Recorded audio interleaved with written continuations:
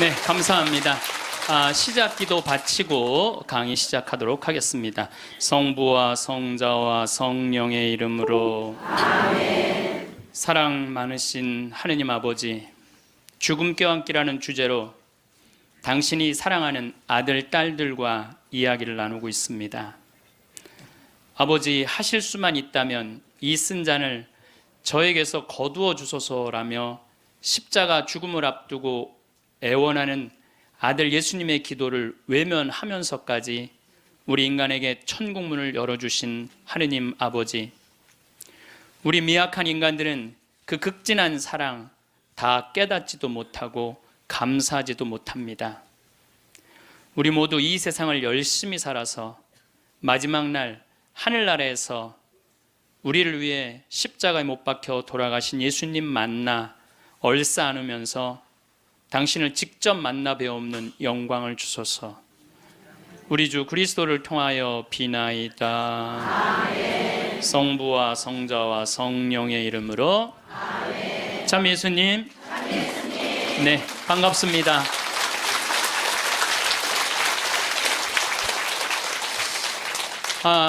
예전에는 40살, 50살까지 살 때는 치매가 뭔지, 노년의 외로움이 뭔지도 모르고 살았어요. 그런데 이제는 70, 80, 100, 110살까지 살면서 점점 사는 게 재미가 없어져요. 그래서 나이가 들면은 뭐가 드느냐면 무기력증이 든다고 말씀을 드렸어요. 여러분들, 사는 게 재미가 하나도 없고 무기력증에 빠지면 그 다음에 오는 건 우울증이에요. 이제 병으로 발전해요. 우울증이 오고 나면 그 다음에 오는 건 자살밖에 없어요. 그래서 우리나라 그 할머니들, 65세 이상 할머니들 그 우울증을 조사해 보면은 부부가 같이 노년에 살면 우울증이 21% 온대요. 그리고 자식하고 살면 27%가 온대요. 그러니까 여러분들 늙어서 자식들하고 살면은 행복할 것 같죠? 행복하지 않아요. 그러니까 여러분들, 나는 늙어서 자식한테 효도받고 산다? 아니에요. 나이를 70, 80, 90 넘어가면서 자식하고 살면은요, 서름받고 섭섭하고 또 내 마음 몰라주고 내가 저를 어떻게 키웠는데 나를 이렇게 무시해? 자기 오래 사는 줄 모르고 섭섭한 것만 생각해요. 자기 오래 사는 줄 모르고 섭섭한 것만 생각해요. 그러니까 자식하고 살면은 우울증에 더 많이 걸리는 거예요. 그러니까 여기 계신 여러분들은 늙어서 자식하고 한 집에서 산다는 생각은 아예 머릿속에서 빼버려야 돼요. 빼버려야 돼. 또 문제는 혼자 살면은요, 이 우울증은 41%로 늘어나요. 혼자 살면. 누가 뭐라 그래도 늙어서는 부부가 같이 사는 게 제일 좋아요. 누가 뭐라 그래도. 그러니까 여러분들, 지금 여기 60, 70 되신 분들, 50 되신 분들도 마찬가지예요. 내가 지금 자식 걱정하고 뭐 며느리 걱정하고 손자 걱정하고 손녀 걱정할 때가 아니라니까요. 네. 남편 걱정하고 아내 걱정해야지 자식들 걱정할 일이 아니에요. 여러분들, 이번에 니마 그 강을 건너지 마오, 그거 보셨어요? 네, 보셨죠? 저는 그 니마 그 강을 건너지 마오를 우리 직원들하고 보면서 저는 참 많이 울더라고요. 많이 울었죠, 여러분들도. 근데 난 그 우는 게 이해가 안 가. 왜 울어? 여러분들, 할아버지 98, 조병만 할아버지, 할머니 89, 강계열 할머니. 여러분들, 89, 89살에 눈 오면 눈싸움하고 놀고, 그렇잖아요. 낙엽 떨어지면 낙엽 가지고 놀고, 꽃 피면 꽃 꽂아서 머리에 꺾어주고, 냉이 씻을 때 물에 물장구 치고 놀고. 여러분들, 89살, 98살에 그렇게 산다는 건요, 늘 내가 강의 때 말하는 대로 사는 분이에요. 얼마나 행복해요. 저는 그 두 분의 이렇게 사는 모습을 보면서 참 보기 좋더라고요. 저렇게 마지막에 아름답고 경치 좋은 데서 자식들하고 안 살고 그 부부가 같이 그렇게 한복 꼭 같은 색깔 입고 얼마나 좋아요. 100살까지 그렇게만 살 수 있다면 여러분들, 그건 대복을 탄 거예요.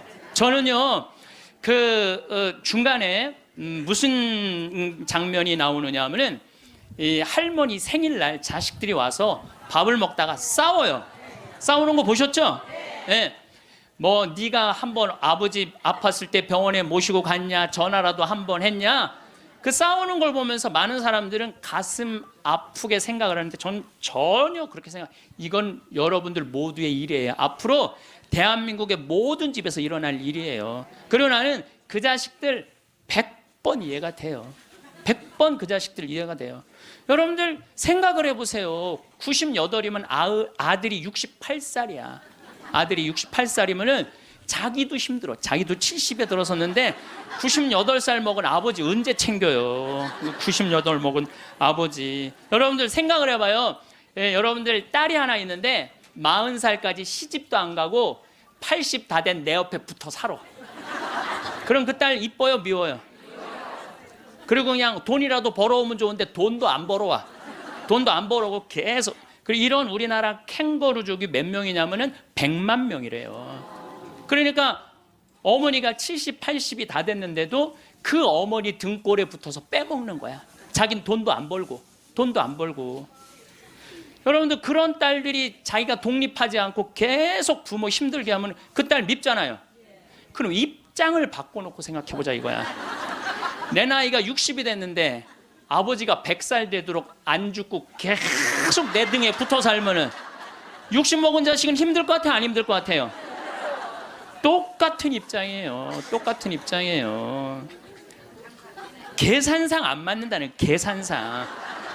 자식을 20년 키웠으면 20년만 얻어 먹어야지. 근데 이제는 20년 키우고 40년, 50년, 60년 얻어 먹는다니까요. 지금 50살 되신 분들은 110살까지 산다고 말씀드렸죠?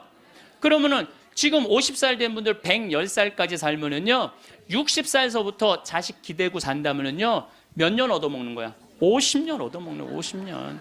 지금 40살들은요 120살까지 사는 거야. 그럼 60살서부터 자식 기대서 얻어먹고 산다면은요 60년 얻어먹는 거야. 20년 기껏 키우고 난 다음에 60년 얻어먹는 게 말이 돼요? 그러니까 이제는 자식하고 산다는 거는 자식이 늙어서 나를 책임진다는 건 상상도 하지 말라는 거예요. 누가 책임져야 돼? 내 인생은? 내가 책임지는 수밖에 없어요. 아니 제가 늘 드리는 말씀이지만은 저는 고등학교 3학년 때까지 어머니 아버지가 저를 키웠어요. 저는 뭐 우리 집 막내로서 정말 사랑 많이 받고 자랐어요. 그 신학교 들어가니까 누가 날 키워줬어? 교회가 날 키워줬어. 신학교 교회가 신부되고 보니까 너무 고마워. 그래서 20년 동안 나 키워준 어머니 아버지한테 은혜를 갚으리라. 내가 받은 만큼은 돌려주리라. 그래갖고 내가 신부 돼갖고 첫 사목 활동비 받았을 때 45만 원인가 받았어요. 그 24년 전에요. 어머니 25,000원, 아버지 25,000원 용돈 드렸다니까요. 그렇게 20년 동안 한 달도 안 빠지고 용돈 드렸어요. 그 4년 전에 끝났어. 4년 전에 계산 끝났어요. 그런데도 어머니 아버지가 갈 생각을 안 하네. 아버지 85, 어머니 83인데 너무 정정하신 거예요. 근데 저는 괜찮아요. 왜냐하면 여러분들 저는 사실은 어머니 아버지를 전 참 많이 사랑해요. 이제는요 자식이 효도로 부모를 모시는 시대는 끝났어요. 자식이 부모를 얼마나 사랑하느냐가 결정적이에요. 너무 사랑하면 보고 싶잖아. 자꾸 같이 있고 싶고. 사랑은 그거 아니에요? 보고 싶고 같이 있고 싶고. 그러니까 아버지가 85이 돼도 어머니가 83이 돼도 항상 머릿속에는 시간만 되면 아버지 어머니 보러 가고 싶다, 이 생각을 좀 갖고 있어요. 이건 효도의 차원이 아니에요. 사랑의 차원이지. 그러니까 나는 또 어머니 아버지가 살아있는 게 좋아. 왜냐하면 어머니 아버지 죽으면 아무도 없잖아요. 마누라가 있어, 자식이 있어, 누가 있어. 어머니 아버지 죽으면 끝인데. 그래서 내가 어머니 아버지한테 꼭 하는 말이 있어요. 올해도 가서 말씀드렸어요. 어머니 아버지, 내가 70에 은퇴하니까 앞으로 딱 20년만 더 살아라. 그럼 아버지 105, 어머니 103이야. 그러니까 딱 20년만 더 살고 그땐 내가 안 붙잡겠다. 그땐 죽어도 된다. 저는 상관없는데 여러분들은 상관이 있어요. 왜 상관이 있느냐면은 70살 된 여러분들, 50, 60살 된 여러분들은 지금 나도 힘들지만 자식 결혼시켜줘야지, 또 뭐 책임져야 될 게 얼마나 많아. 그런데 늙은 어머니 아버지, 90, 100살 된 어머니 아버지까지 살아있다면은 이건 너무 힘든 거예요. 너무너무 힘든 거예요. 그러니까 인생이 즐거운 게 아니라 인생이 온통 짐이야, 짐. 그러니까 온통 짐이 되기 싫으면은요, 여러분들, 짐이 되기 싫으면요, 내 인생은 이제 내가 책임지는 거예요. 내 인생은. 그리고 여기 80 넘으신 분들 가운데 자식이 전화 안 한다고 섭섭해하지 말아요. 자식이 전화 안 한다고. 당연히 잊어먹을 때도 돼요. 그 나이 되면은. 그 나이 되면 잊어먹을 때도 돼요. 어머니 아버지가 있는지 없는지도 모르는데 무슨 전화야, 전화는. 응. 그리고 정 목소리 듣고 싶으면 본인이 하세요. 전화기 째려보고 있지 말고. 1번 누르면 큰아들, 2번 누르면 작은아들 나오는데 그걸 못하고 이놈의 새끼들이 손가락이 없어, 발가락이 없어, 왜 전화를 안 해? 자기가 하면 되지. 그래서 늙어서는 뭐를 버려야 되냐면 거지 근성을 버려야 돼요. 예. 누가 나한테 해주겠지, 날 찾아와 주겠지, 이런 생각 절대 하지 말라는 거예요. 이제 여러분들 내 인생을 내가 책임지는 방법은 딱 한 가지밖에 없어요. 자식 학원 끊는 거예요. 자식 학원 끊고 대학 다닌 자식 있으면 휴학시키고, 그리고 결혼은 네가 벌어서 가라고 그러는 거예요. 이 대한민국 이 세 가지가 안 되잖아요. 그럼 모두가 불행할 수밖에 없어요. 근데 우리나라 애들이 지금 얼마나 허약하냐 하면 우리 생태마을은 참 일이 1년 내내 일이 너무너무 많아요. 그래서 사람이 많이 필요해요. 사람이 많이 필요해갖고 내가 고등학교 졸업생들 많이 뽑았어요. 근데 10명 중에 9명은 가요. 일주일도 일을 못하고. 10명 중에 9명이 왜 일주일도 못하고 가는 줄 알아요?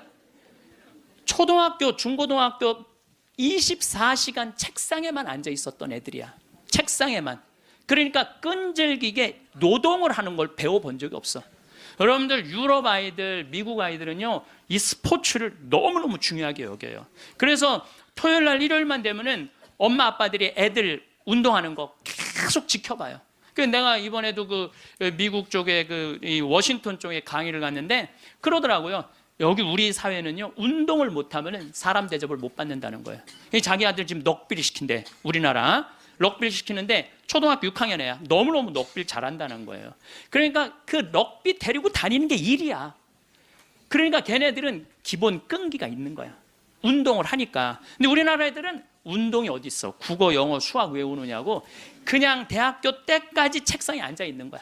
이런 애들이 생태마을에 가서 아침 9시부터 저녁 6시까지 일을 해봐요. 못 견뎌요. 뭐 하루 만에 가는 놈, 이틀 만에 가는 놈, 일주일 만에 가는 놈. 제가 그 돌아가는 아이들을 보면서 이거 큰일 났구나. 대한민국 이거 큰일 났구나. 전부 머리 쓰는 일만, 그것만 일이라고 생각하고 노동을 귀하게 여기자. 여러분들 노동을 귀하게 여기지 않으면요, 그 사회는요 끝나는 수밖에 없어요. 로마가 왜 망했어요? 자기 나라 지키는 용병 다 용병 갖다 써갖고 망한 거예요. 우리나라도 지금 외국인 노동자들 엄청나게 들어오잖아요. 그러니까 중소기업에 가보면 전부 사람이 없다고 난리야. 그런데 국가에 보면은 지금 애들 캥거루족이 100만 명에 취직 못하는 애들 200~300만 명이 넘게 집에서 그냥 노는 거야. 아무 일도 안 하고 엄마 돈 빼먹는 거죠. 엄마 아빠 등골 빼먹는 거예요. 그거는 엄마 아빠의 등골만 빼먹는 게 아니라 80, 90까지 살 엄마 아빠 등골까지 다 빼먹는 거예요. 이게 여러분들 보통 심각한 문제가 아니에요. 대한민국 지금 심각해요. 자식들한테 돈 다 뺏긴 노인들, 쓸 돈이 없어서 집 안에만 그냥 박혀 있는 거예요. 공원에 나가 이렇게 장기 바둑 두는 근데 기웃거리다가 집에 들어오는 할머니들 참 많아요. 결국 사는 맛 하나 없이 사는 노인들이 극단적으로 자살이라는 걸 선택할 수밖에 없어요. 여러분들 우리 이 가톨릭 안에 자살은 구원받을 수 없다고 그러잖아요. 마지막을 자살로 삶을 마감하면 어떻게 해요? 우리나라가 10만 명당 평균 자살 숫자가 31명이에요. 근데 참 재미난 통계가 있어요. 60대는 10만 명당 51명으로 늘어요. 그러니까 나이를 먹으면 먹을수록 더 많이 자살하는 거죠. 70대는 몇 명으로 늘어나냐면 79명으로 늘어나요. 70대는 79명. 80대는 몇 명으로 늘어나냐면 127명으로 늘어나요. 80대는. 그러니까 80대가 돈 없지, 자식 안 찾아오지, 병들었지, 결국은 우울증 걸려서 선택하는 거는 자살밖에 없다는 거예요. 왜 삶을 그렇게 마감하냐 이거예요. 근데 이게 다 여러분들 욕심 때문에 그래요. 욕심 때문에 애들을 망치는 거예요. 여러분들 지금 이 초등학교 학생들이 오늘 굉장히 많이 왔는데 이거 굉장히 막 아주 이거 획기적인 일이 지금 벌어졌어요 지금. 이 초등학생들이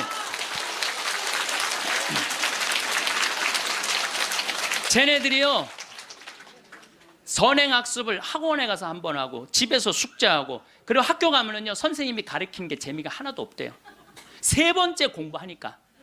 세 번째 그러니까 선생님이 존경스럽지가 않은 거야. 그래서 쟤네들이 학교 다니는 게 재미가 하나도 없는 거예요. 여러분들 학교 다니는 게 재미가 없는 애들이 나중에 어떻게 될 것 같아요? 컴퓨터 게임에 빠지는 거예요. 근데 그게 선행학습이 누구 때문에 벌어지는 거냐? 대한민국의 부모들 때문에 그래요. 내만 1등 시키고 싶은 이 욕심, 이게 대한민국을 병들게 하고 아이들 병들게 하고 그것만에 거기에 학원비 들어가는 건 내 노년의 이 연금을 다 쏟아붓는 거야. 그래서 마지막에는 자살을 선택할 수밖에 없어요.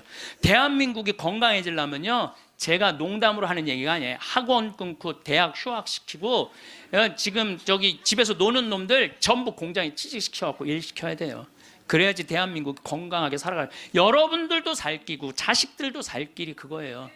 여기 어느 외로운 노인의 글이 하나 있는데 참 모든 인생이 다 들어있어서 제가 여러분들한테 한번 읽어드릴게요. 3년 전 마누라가 세상을 떠난 뒤 나는 외로움을 견디다 못해 함께 살자는 아들의 청을 받아들였다. 여러분들 지금 할머니 할아버지들 집에서 할머니 할아버지들 보면 많이 싸우죠. 많이 싸우죠. 그게 얼마나 큰 행복인지 몰라요. 싸우는 것도 행복이에요. 싸울 남편도 없잖아요. 그럼요 그거 얼마나 외로운데요. 외로울 수밖에 없어요. 나는 내가 강의 때 핸드폰 울려도 한 번도 신경질을 부린 적이 없어. 내가 나는 아늑하고 편안한 아들네 집에서 학교 간 손자들과 직장에 나간 아들과 며느리가 돌아오는 저녁 때를 기다렸다. 그러니까 자식 집에 들어가서 살아도요 혼자인 거예요. 혼자인 거예요. 아이들이 있어 집안 분위기가 활기찰 것이라고 기대했지만 손자 녀석들은 학교에서 돌아오자마자 늘 숙제하느라고 바빴다. 공부하느냐고 할머니 할아버지랑 놀아줄 시간 없다는 얘기예요. 하루에 한 번 저녁 시간에 온 식구가 모였는데 식사 분위기는 대체로 딱딱했다. 가끔 어린 손자가 학교에서 일어난 일을 얘기하며 깔깔대면 제 어미가 할아버지 앞에서 떠들면 못 써 하고 야단을 쳤다. 사실 나는 녀석들이 짓거리는 일이 즐거웠는데 말이다. 차를 마실 때라도 두런두런 이야기를 나누면 좋으련만 아들이 아버님 늦었습니다. 이제 그만 주무시지요 하고 말하면 나는 잠이 오지 않아도 내 방에 가야 했다. 감옥이죠. 감옥. 바깥에 나가고 혼자 있을 수도 없고 자식하고 산다고 행복한 게 아니라니까요. 그러던 어느 날 이웃 노인 몇 사람과 오래간만에 즐겁게 마작을 하다가 시간 가는 줄 몰랐다. 그러다 저녁에 퇴근한 며느리에게 그 노인들 식사를 같이 부탁했는데 며느리가 진수성찬을 차려 올렸다. 그런데 이튿날 아침이었다. 아들이 미리 말도 없이 손님을 청하면 어떡하냐면서 앞으로 그러지 마세요라고 말했다. 언젠가부터 나는 자주 배가 고팠다. 금방 밥을 먹어도 또 배가 고팠는데 냉장고에 내가 먹을 만한 간식이 없었다. 그래서 나는 매일 늙은 행상한테서 만두를 3상자씩 사 먹었다. 그 뒤로는 뱃속이 편안했고 하루 종일 목소리를 쓰지 않는 나로서는 만두 장수와 이야기 나누는 일도 즐거웠다. 여러분들 늙으면은요 이 만두 장사랑 얘기 나누는 것도 즐거워. 나하고 누가 말만 해줘도. 그래서 우리 생태마을에 전화해갖고 할머니들요 무지하게 통화 오래 하는 할머니들 많아요. 어느 날 만두 장수는 내게 줄 거스름돈이 모자라 나중에 며느리를 통해서 돈을 건네주었는데 며느리는 아버님이 이렇게 직접 사다 드시면 사람들이 우리가 아버님을 잘 돌보지 않는다고 생각할 거예요 라고 말했다. 그렇게 2년이 흘렀다. 갈증이 나고 자주 오줌이 마려운 증세가 더 심해져 병원에 갔더니 당뇨병이라고 했다. 아들은 너무 많이 드셔서 그 병에 걸린 겁니다 라고 말했다. 며칠 뒤 내 몸은 회복됐지만 마음은 뒤숭숭했다. 그러다 문득 마누라 장례식 때 보고 여태 만나지 못한 친구가 생각났다. 그때 친구는 장례식장에서 양로원 생활이 즐겁다고 했다. 같은 연배의 늙은이들과 산책도 하고 요리도 하고 밤 늦게까지 얘기도 나눈다며 만족한 표정을 지었다. 내가 들어갈 방도 있냐고 묻자 친구는 자네는 아들과 더불어 만년을 편안히 즐기게 라고 말했다. 여러분들, 늙어서요, 늙은 친구들하고 어울려서 노는 게 행복할 것 같아요? 나 쳐다보지도 않는 아들하고 사는 게 행복할 것 같아요? 여러분들 여기 지금 늙은 친구들하고 오신 분들 많죠? 네. 아들이 여기 와서 놀아줄 수 있어요? 못 놀아줘요? 못 놀아줘요. 그러니까 이 생각을 바꿔야 된다는 거예요. 그냥 돈을 꾸리고 아껴서 그 옆에 있는 소중한 친구하고 밥 한번 사 먹을 생각 안 하고 자식 뒷돈 대줄 생각만 해요. 그 정신 나간 엄마 아빠들이라는 거예요. 그러면 나는 그 친구의 말에 공감했지만 이미 3년을 편안하게 보냈으니 그것으로 족하지 않는가. 나는 자리에서 일어나 주섬주섬 짐을 꾸렸다. 옛 친구들이 있는 곳으로 가기 위해. 제가 가끔 삼성 노블 카운티 또 유무상통 마을, 그야말로 돈이 있는 할머니 할아버지들 노인 요양시설에 가서 강의를 해요. 그분들 참 멋지게 살더라고요. 해주는 밥 딱딱 먹고 수영장 있고 삼성 노블 카운티는 골프 클럽도 있더라고. 같이 골프도 치고 다니고. 여러분들 다 하실 수 있어요. 뭐만 하면, 학원만 끊으면, 욕심만 버리면 여러분들 다 하실 수 있어요. 대한민국은요, 지금 얼마든지 행복하게 살 수 있는 길인데 이놈의 욕심이 지금 대한민국을 막고 있는 거예요. 그래서 늙어서 행복하게 살기 위해서는 첫 번째, 무조건 집을 나가라. 나이 먹어서 외롭지 않게 사는 방법은 일단 해만 뜨면 집을 나가야 돼요. 그리고 70, 80 넘어가고 집에 있는 게 아니에요. 일단 나가주는 게 예의라니까. 그냥 70, 80 넘어가고 그냥 하루 종일 그리고 앉아 있으면요, 며느리들 힘들어요. 며느리들만 힘들게 아니라 여러분들도 심심해서 죽는다는 거예요. 혼자 있는 고독이라는 게 참 무서워요. 우리나라 독거노인 숫자가 125만 명이나 돼요. 어떤 모양으로든 함께하는 방법을 찾아야 돼요. 가끔 1박 2일씩 사라져 주는 것도 예의야. 그래서 우리 생태마을에 오는 것도 예의예요, 예의. 저는 우리 생태마을에 봄만 되면은 할머니 4분, 5분이요 어울려서 생태마을에 오셔서 월요일부터 금요일까지 쉬고 가요. 월요일부터 금요일까지 쉬어봤자 13만 원밖에 안 돼요. 아니 여러분들 일주일 동안 내 손으로 밥 안 하고 먹여주지, 재워주지, 찜질방 있지, 산책로 있지, 미사 있지, 강의 있지. 1년에 한두 번 13만 원 위해서 나를 못 써요? 근데 그 할머니들이 이제 몇 년을 오는데 그 할머니들이 나한테 이구동성을 하는 얘기가 있어요. 신부님 말대로 집 잡혀서 이렇게 내가 쓰다 보니까 인생이 너무 즐겁다는 거야. 인생이 너무 즐겁다는 거야. 집 잡혀서 쓰다 보니까 인생이 너무너무 즐겁다는 거야. 사는 게 너무 행복하다고 그래요. 요즘 우리 어머니 친구들이 매일 모여서 우리 집에서 먹고 막 춤도 춘대. 음악 틀어놓고 춤도 추고. 그리고 또 니마 그 강을 건너지 마오도 가서 보고 국제시장도 가서 보고 왔는데 평생 영화 안 보러 가시던 분인데 요즘 보러 다녀요.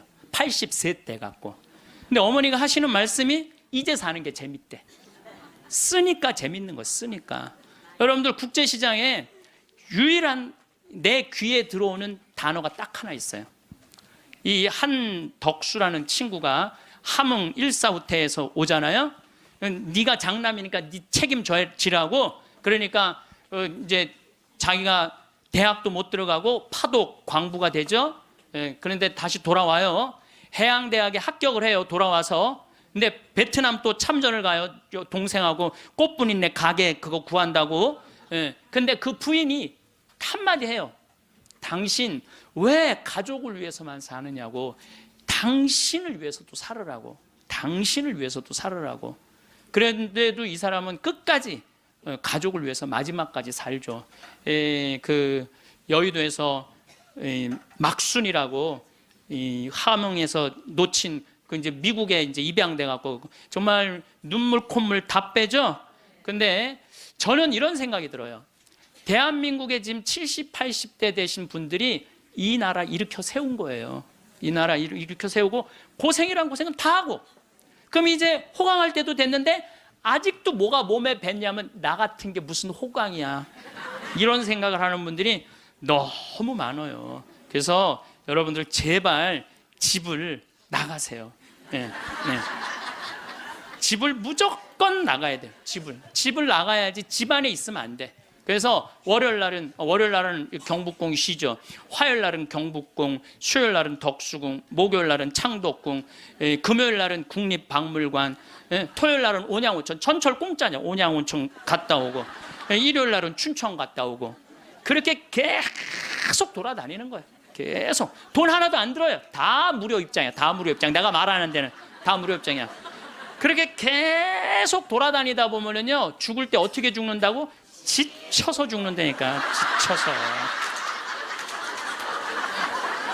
죽을 때 지쳐서 죽어야 돼. 네. 네. 미국에서는 할머니 할아버지들 사진을 찍어놔요. 사진을 찍어놓고 3개월 동안 뭐를 시키느냐면은 3개월 동안 뭐를 시키느냐면은 운동을 시켜요.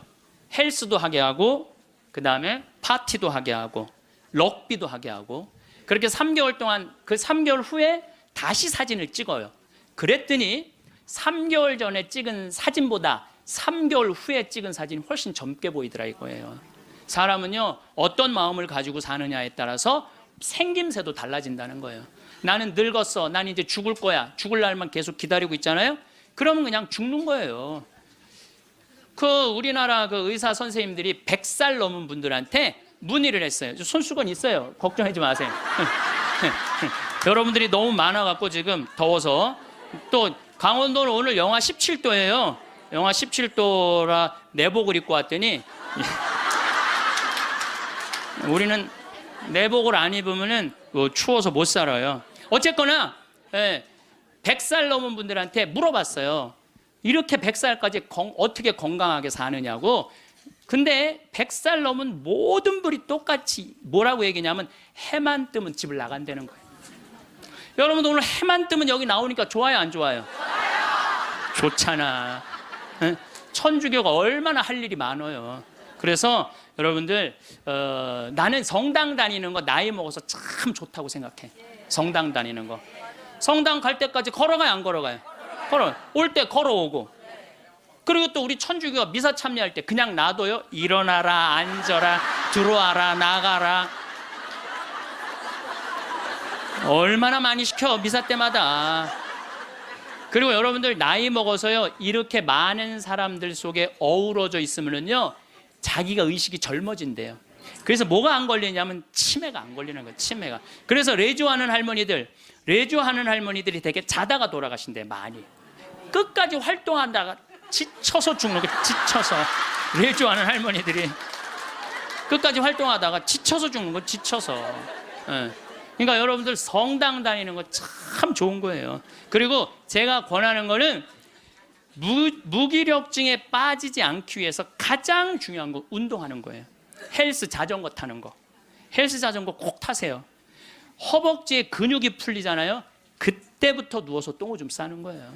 여러분들 누워서 똥오줌 싸는 사람들 많이 보셨어요? 아마 내가 제일 많이 봤을 거야. 누워서 똥오줌. 왜냐면 환자 봉송체 나가니까. 그러면요, 한 5년 10년 누워서 똥오줌 싸는 집에 들어가잖아요. 온 집안에 냄새가 배 있어요. 온 집안에. 그러니 그 집이 기쁨이 있겠어요, 없겠어요? 본인만 삶의 질이 떨어지는 게 아니라 그 가족 전체가 삶의 질이 떨어지는 거예요. 또 내가 또 가정방문 간다고 또 청소해놓고 향수는 뿌려갖고 이게 향수하고 섞여갖고 무슨 냄새인지 구분이 안 돼.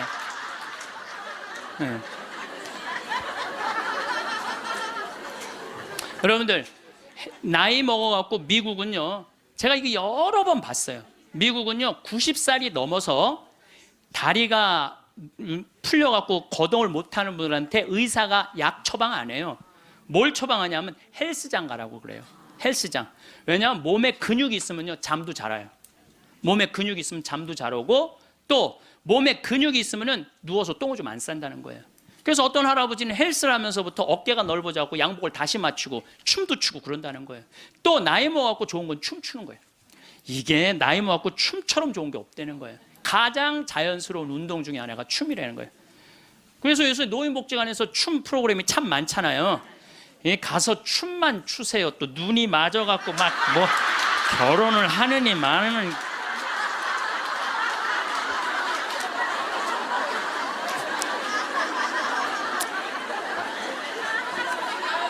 돈 쓰는 거 아깝다고 72%의 돈 쓰는 거 아깝다고 72%의 할머니 할아버지들이 아무것도 안 해서 집에만 있는다는 거야. 우리나라에 지금 72%의 할머니 할아버지들이 돈 쓰는 거 무섭고 아깝다고 아무것도 안 하고 집에서 있는다는 거예요. 그런데 이 중에 45%는 극빈자예요. 극빈자라고 그러는 거는 정말 어려운 분들이, 우리나라 OECD 국가 중에 노인 가장 가난한 나라가 우리나라예요. 이것도 참 슬픈 일이에요. 왜냐하면 우리나라가 정말 잘 사는 나라거든요. 여러분들 우리나라 잘 사는 나라인지 모르세요?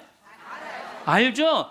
잘 살아요. 이번에도 뭐 1조 1000억 달러를 달성하고 무역 흑자 500억 달러가 넘는 나라예요.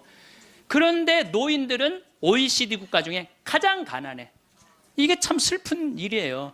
근데 어쨌든 45%는 정말 쓸 돈이 없는 할머니 할아버지들이에요. 그런데 나머지 27%는 돈 쓰는 게 아까워서 못 쓰는 분들이에요. 27%는 여러분들이 여가 활동도 하지 않고 27%의 할머니들 아무것도 안 하면, 이 할머니들이 뭐 하는 거냐면 나중에 누워서 똥을 좀 싸는 거예요. 여러분들 이 돈 간병인 병원비로 다 씁니다. 안 쓰는 거. 한국인이 평생 살면서 남성이 의료비로 얼마를 쓰냐면 7,400만 원을 쓴대요. 여성이 몇 퍼센트를 쓰냐면 8,700만 원을 쓴대. 여성이. 그러니까 여자들이 남자보다 1,300만 원을 더 쓰는 거예요.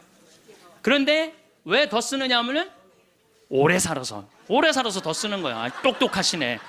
오래 살아서 더 쓰는 거예요. 그런데 4,300만 원, 65세 이상이 8,700만 원 중에 4,300만 원을 65세 이상 쓴다는 거예요. 그러니까 늙어서 병원비를 다 쓰는 거야. 늙어서 병원비를 다 쓰는 거야. 이 돈, 내가 보긴 이 돈 4,300만 원 가지고 수영장 다니고 헬스장 다니고 놀러 다니는 대로 쓰고, 그런 분들 돌아가실 때 그냥 지쳐서 죽는 거예요. 그런 분들이. 제 생각에는 여러분들 운동 헬스장 요즘 7만 원 내지 8만 원 해요. 그럼 그 헬스장만 다녀도요 50년 다닐 수 있어요. 50년. 병원비 다른 거 말고 여러분들이 쓰는 병원비를 가지고만 해도 50년 헬스장 다닐 수 있어요. 자, 이제 헬스장 얘기를 좀 할게요. 제가 왜 헬스장을 굉장히 중요하게 여기느냐 하면은 나이를 먹어서는요 근력 운동을 해야 돼요. 40살이 넘어서부터 몸에서 1%씩 근육이 빠져나가요. 1%씩 근육이 빠져나가면은 80살 되면 거의 다 빠져나가는 거예요. 그럼 뭐만 남아? 뼈만 남는 거예요. 뼈만 남으면 그 다음 뭐 하는 거야? 눕는 거예요. 그래서 그 근육을 보충해 주려면 고기도 일주일에 한 번은 먹어야 되고, 또 헬스장. 자, 신부님 저 돈이 하나도 없어요. 신부님은 맨날 돈 있는 사람 얘기만 해요. 여러분들 우리 평창은요, 평창 종합운동장에 건강증진센터가 있는데, 헬스장이 있는데 무료예요. 무료. 이게 우리 평창만 무료가 아니라 여러분들 주위에 무료 헬스장 널려 있어요. 그러면은 아침에 나가갖고 헬스장 가면은요 젊은 사람도 구경할 수 있고, 내 몸에 맞게만 하면은요 1시간, 2시간 얼마든지 시간 보낼 수 있어요. 그 옆에 목욕탕 딸려 있으면 목욕탕. 그리고 저녁에 집에 들어오면은요 자지 말라 그래도 쓰러져서 자요. 네, 자지 말라 그래도 쓰러져서 자요. 근데 문제는 뭐냐면은 할머니들 중에 이런 분들이, 신부님 나이를 먹으니까 잠이 안 와. 이런 분들은 왜 잠이 안 오냐면 하루 종일 소파에 앉아갖고 여러분들 누워서 똥오줌 싸는 아버지를 모시면서 어떤 분이 일기를 썼어요. 극히 일부만 제가 옮겨놓을게요. 이 참 내용이 참 가슴이 참 짠해요. 이 더 기가 막힌 내용도 있는데 내가 이 방송이라 정말로 정말 우리들이 들을 만한 객관적인 내용만 쓴 거예요. 어제는 불효를 했다. 기저귀 찬 채로 거실로 나가려는 아버지와 어머니의 실랑이가 벌어지고 급기야는 누워서 발길질하는 아버지의 폭력으로부터 어머니가 먼저 돌아가실 지경에 이르렀다. 여러분들 마지막에 똥오줌 싸고 이런 분들 치매에 걸린 분들은요 막 뱀이 막 기어간대요.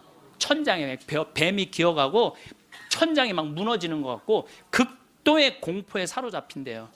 그러니까 이 치매 걸리는 게 진짜 똥오줌 싸는 것보다 더 무서운 게 뭐예요? 치매 걸리는 거예요.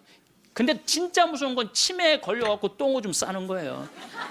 치매에 걸려갖고. 그리고 집 나가갖고 치매 걸리는 부모님 잃어버리면은 자식들이 또 얼마나 애가 타요. 그리고 막 짓기 다 망가뜨려 놓고. 참 이런 못할 짓을 이게 이유가 딱 한 가지라니까요. 안 죽어서 생기는 일이에요. 안 죽어서. 자, 여기 그러니까 이 할아버지가 이제 할머니를 막 때렸나 봐요. 밤이면 더욱 기승을 부리는 망령. 이미 아버지의 영혼의 절반은 잡기에게 농락당하는 처지에 이른 것이니 이 집안을 어찌할꼬. 부처님께 3배 후, 불교 신자예요. 부처님께 3배 후 죽비를 들어 아버지 양쪽 발바닥을 호되게 내리쳤다. 여러분들 늙으면 자식이 부모 때린다는 얘기 많이 들었죠? 때릴 수밖에 없대요. 때릴 수밖에 없대요. 때려야지 컨트롤이 되니까.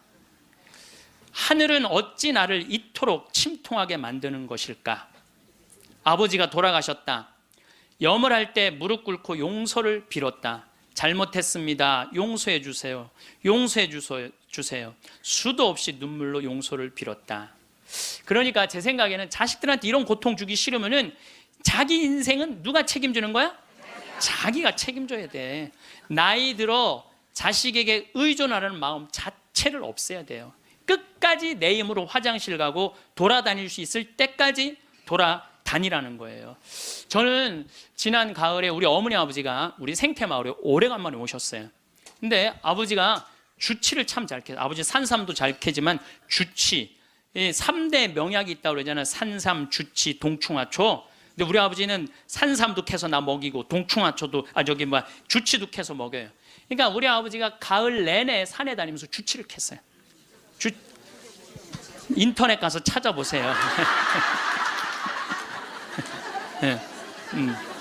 그게 우리 보통 서민들이 먹는 산삼만큼 좋은 약이라고 그래요.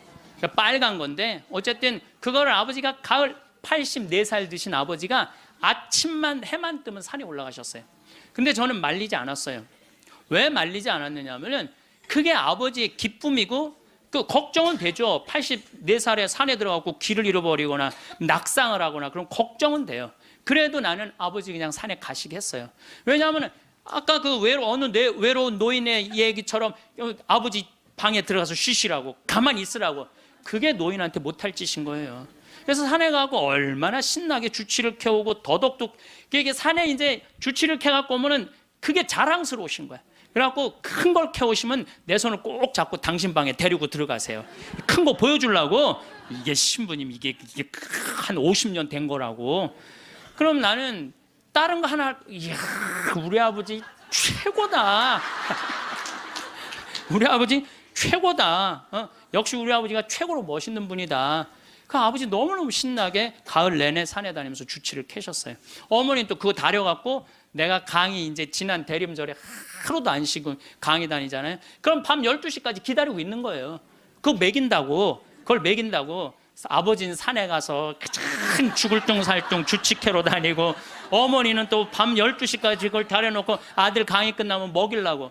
근데 저는 한편으로는 늙은 분들을 너무 고생시키는 거 아닌가 이런 생각이 드는 반면 아니다.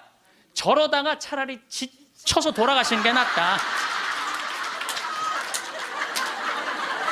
그래서 내가 어머니 아버지한테 올 봄에는 아까 명동에 와서 그 신발을 이렇게 신발 가게에 보면서 내년엔 봄에는 올 봄에는 신발을 좀 더 가벼운 걸 사드려야 되겠다. 산에 더 다니시게.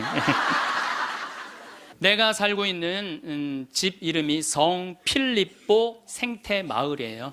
근데 이 필립보 생태마을은 내가 신학생 때부터 본당 신부님을 모시고 보좌 신부 때도 모셨던 김창림 필립보 신부님이 저서 저한테 주신 거예요, 선물로. 그러니까 그 아름다운 장소에 너무 아름답게 저서 주셨잖아요. 근데 그래서 신부님 본명이 필립보예요. 그래서 필립보, 성 필립보 생태마을이에요. 근데 이분이 2012년 5월 17일 저녁 8시 17분에 내 품에서 돌아가셨어요. 87세의 나이로. 근데 내가 이분의 돌아가심을 보면서 참 죽음에 대해서 많이 묵상을 했어요. 이 얘기는 내가 다음 시간에 하도록 하고, 지금은 마침 기도로 이혜인 수녀님 기도를 바치겠습니다. 어느 노인의 고백이라는 기도입니다. 성부와 성자와 성령의 이름으로. 하루 종일 창밖을 내다보는 일이 나의 일과가 되었습니다. 누가 오지 않아도 창이 있어 고맙고 하늘도 구름도 바람도 벗이 됩니다. 내 지나온 날들을 빨래처럼 꼭 짜서 햇살에 널어두고 봅니다. 바람 속에 펄럭이는 휘노애락이 어느새 노을빛으로 물들어 있네요. 이왕이면 외로움도 눈부시도록 가끔은 음악을 듣습니다. 이 세상을 떠나기 전 내가 용서할 일도 용서받을 일도 참 많지만 너무 조바심하거나 걱정하진 않기로 합니다. 죽음의 침묵은 용서하고 용서받은 거라고 믿고 싶어요. 고요하고 고요하게 하나의 노래처럼 한 잎의 풀잎처럼 사라질 수 있다면 영광이 성부와 성자와 성령께 성부와 성자와 성령의 이름으로 아멘. 감사합니다.